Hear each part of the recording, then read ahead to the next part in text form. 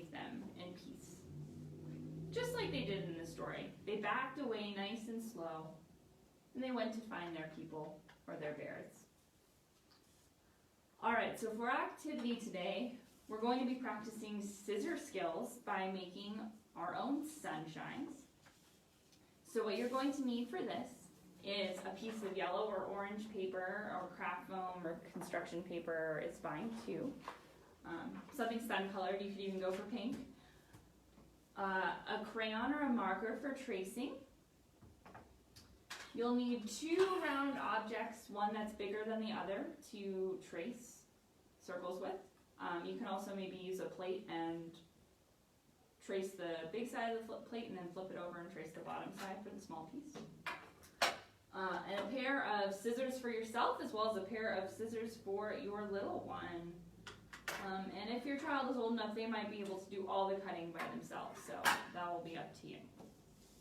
So once you have your supplies, we're going to draw 2 big circles, just like this. So we'll trace the first circle with the large object, and then we'll trace a smaller circle inside, and we'll try and make it as close to the middle as possible. All right. So once we have that traced, you're going to cut out just the big circle.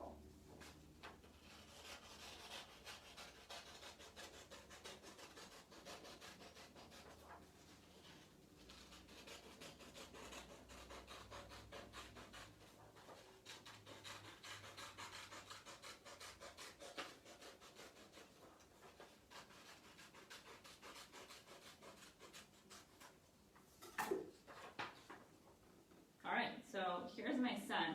Now we're going to add sun rays to this sun, and the way we're going to do this is we're going to cut from the outside of the sun just to the inside line of the inner circle. So have your child take their little scissors and cut a straight line from the edge to the middle circle. And then move along and cut the next line. And keep going. Now, if your child needs a little extra guidance, it might be helpful for you to go around with a ruler and draw the lines beforehand to give them something to cut along. You can also give your older child some ruler practice by having them draw lines, straight lines from the inner circle to the outer circle, and then cut along those. And try and make them equally spaced apart. So it's up to you what amount of practice you want to give them doing that. Yeah, and this is a great way to introduce scissor skills to children who are just learning. We call this fringe cutting. And if you want even more practice, you can create multiple suns and vary the distance between the outer circle and the inner circle so that they get used to cutting different lengths. If your child is just starting out, it's a good idea to make the circles pretty close together so that they only have to squeeze the scissors one time to make the right cut. So once you have your sun rays all cut, you can see them all right here. You can create a bit of a 3D effect by going along and folding alternate rays back and forth.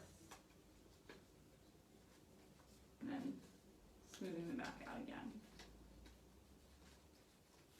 It's another fun way to talk about counting and patterns.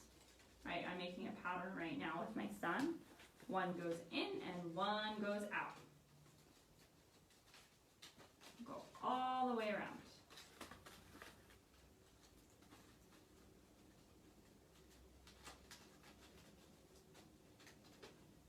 I've got a lot of rays on this sun. How many rays do you think I have? 1 million? I don't think it's quite 1 million. 100? I don't think it's quite 100 either. I think it's more like 40. But if you want to count the rays on your sunshine at home when you're finished, you go right ahead. So yeah, there's my sun. I've created kind of a 3D sun. So that's a fun easy craft to do to practice your scissor skills. Something new that we're trying out this week, you may have noticed already if you're looking at this video, we're going to add the activity directions and materials directly into the description for the video. This will also be available on our YouTube channel where we have uploaded recorded copies of all of our Facebook Live videos if you ever want to look back and check them out. So if you are not feeling listening to all the stories, you can always just skip ahead to the activity and do the activity, or because all of these books are available in our library, we'll also be posting the book titles in the description, and you can come check them out for yourself and read them along with the activity. So we encourage you to do that, and we look forward to seeing you next week with live story time here at Salmon Library.